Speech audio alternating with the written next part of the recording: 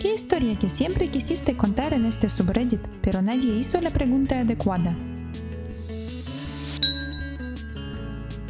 Mi mujer da clases en el jardín de infancia más o menos.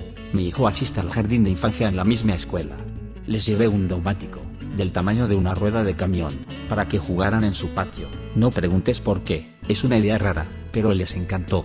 Así que lo limpiamos, lo fregamos y le hice unos agujeros para que el agua escurriera cuando lloviera. Hace unos días estábamos solos mi hijo y yo, le pregunté cómo le había ido el día y me dijo, bla bla diversión, bla bla comió, bla bla diversión, bla bla Xavier se atoró el dedo en la llanta, bla bla diversión. Así que le pido que dé marcha atrás, y se limita a repetir que a su amigo Xavier se le atascó el dedo en el neumático en uno de los agujeros que hicimos para drenar el agua.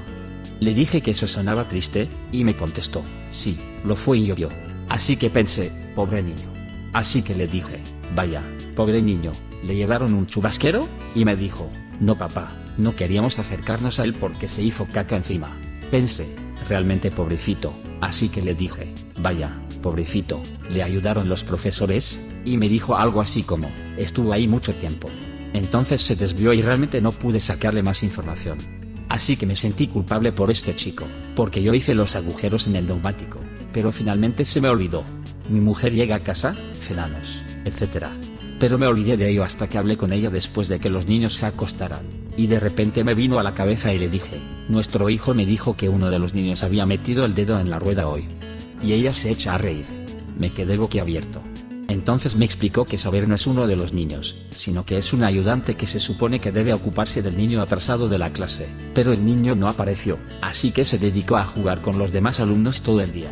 Al parecer, este tipo de unos 25 años estaba sentado en el neumático, y pensó que era una idea inteligente tratar de meter su dedo en uno de los agujeros, lo que hace que sea una locura. Pensar que un niño pequeño podría meter su dedo casi tenía sentido, pero para un dedo adulto es casi un milagro que pudiera meterlo sin romperse un hueso. De todos modos, aparentemente metió el dedo y no pude sacarlo, no pudieron recoger o mover el neumático, y el tipo estuvo atascado ahí durante horas. Sí, llovió, y sí, realmente se cagó. Mi esposa dijo que todos los niños lo miraban por la ventana mientras llovía.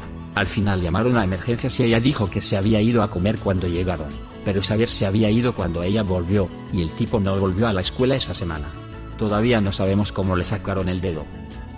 Me di cuenta de que cada vez que pedía Jimmy John's a domicilio, los conductores se ponían muy tensos cuando abría la puerta, o parecían muy poco interesados y no me miraban. Esto fue sorprendente, porque trato de ser muy amable con la gente del sector de servicios. Estaba haciendo un pedido en grupo, y quise hacer una nota en la sección de comentarios sobre llevar servilletas extra cuando finalmente me di cuenta. Mi cuenta tenía un viejo comentario todavía en la pestaña de instrucciones especiales, que decía, no hacer contacto visual en la puerta. Debí hacerlo con mis amigos cuando estábamos borrachos como una broma y se me olvidó. Eso significa que la última docena de pedidos, más o menos, tenían eso adjunto en el ticket de pedido sin que yo lo supiera. Siempre conocí a mi bisabuelo como el tipo que perdió el ojo en un accidente con un petardo. Esta Navidad descubrí que le salvó la vida 2 veces. Una vez, porque tenía billetes para el Titanic, y se lo perdió por el accidente, y la segunda vez, cuando debía luchar en la Primera Guerra Mundial. Fue a la oficina donde debía inscribirse y les dijo que era discapacitado, cosa que no creyeron. Así que se sacó el ojo de cristal de la cuenca y lo puso delante de los oficiales. Así que sí, perder un ojo no es lo peor que puede pasar.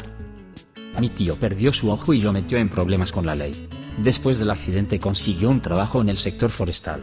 Tuvo que ir a una parte remota del norte de Canadá para evaluar la densidad de los árboles. Esta historia ocurre a principios de los años 70.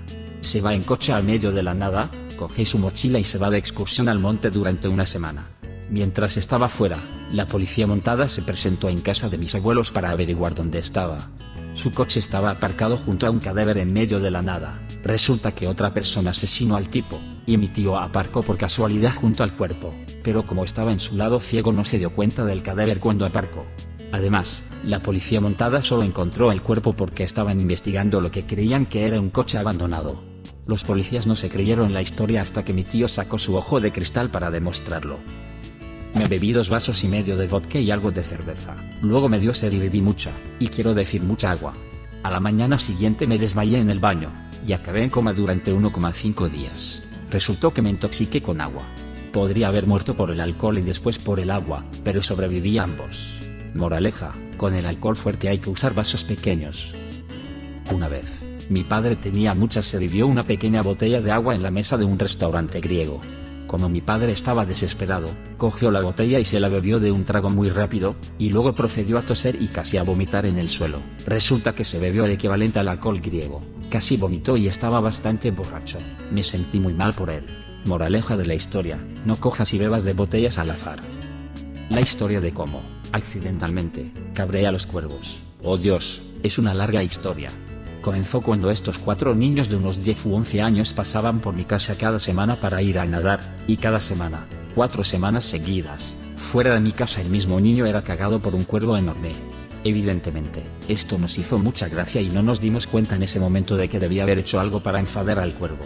Estaba poniendo comida para pájaros en mi jardín, pero me estaban llegando un montón de palomas asilvestradas, así que intenté ahuyentarlas, lo que debió de ofender a este cuervo loco. Poco después me di cuenta de que los cuervos me graznaban todo el tiempo. No importaba a dónde fuera, había cuervos furiosos graznando hacia mí. Fue entonces cuando busqué en Google que los cuervos pueden ser rencorosos, reconocer a las personas y hablar a otros cuervos de las personas malas. Así que intenté hacer una ofrenda de paz arrojando comida al techo de mi cobertizo. La ventana de mi cocina, con el fregadero delante, da al tejado del cobertizo. Después de tirar la comida, me quedé junto a la ventana lavando los platos. Esto también debió de cabrear al cuervo. Más tarde, ese mismo día, un cuervo empezó a chillar y graznar. Fui a la cocina para ver qué pasaba cuando una enorme miauda de pájaro se posó en mi ventana. En 20 años no ha habido caca de pájaro en esa ventana porque hay una gran cornisa encima. Así que este cuervo debe haber colgado su trasero sobre la cornisa solo para hacer eso. Me fui a la cama esa noche solo para despertarme a las 5 de la mañana por los gritos justo fuera de la ventana de mi habitación. Vivo en el primer piso, así que no podía ser un humano. Busqué en Google el grito de un cuervo y, efectivamente, ese fue el ruido que escuché. Había elegido la única ventana con luz para hacerlo. Más tarde ese día había un gran cuervo sentado en un árbol cerca de esa ventana. Si alguien se acercaba a la ventana, se quedaba quieto, pero si me veía, empezaba a rebotar en la rama, como si le pareciera divertido. Obviamente, después de las cagadas y los gritos, no iba a darle comida ese día. Al día siguiente le di comida, y debió entender la indirecta porque no volvió a cagar en mis ventanas ni a despertarme gritando.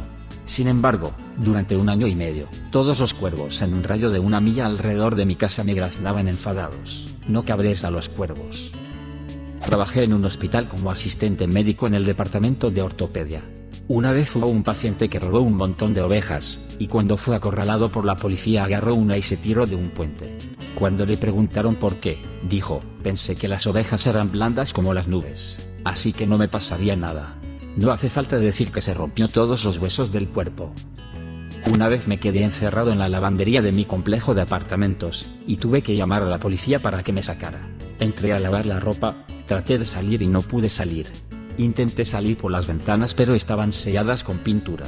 Intenté pasarle a alguien mi llave por debajo de la puerta y no pudieron abrirla, así que llamé a la policía. Enviaron a 2 tipos que parecían recién infiltrados en un instituto para atrapar a un traficante de drogas. Probablemente era su primer día en la calle. Llevaban años de preparación y meses de entrenamiento, estaban preparados, tenían sus armas, su actitud de tipos duros, estaban listos para atrapar a los delincuentes y frustrar los robos. Y llegó una llamada de la central. Sí, tenemos un idiota atrapado en una lavandería. Así que estos 2 tipos se presentan, y su decepción se convierte rápidamente en una risa alegre por mi involuntaria desgracia. Después de intentos similares para sacarme, vi a uno de ellos hablando por su radio, y 2 minutos después apareció un tercer oficial.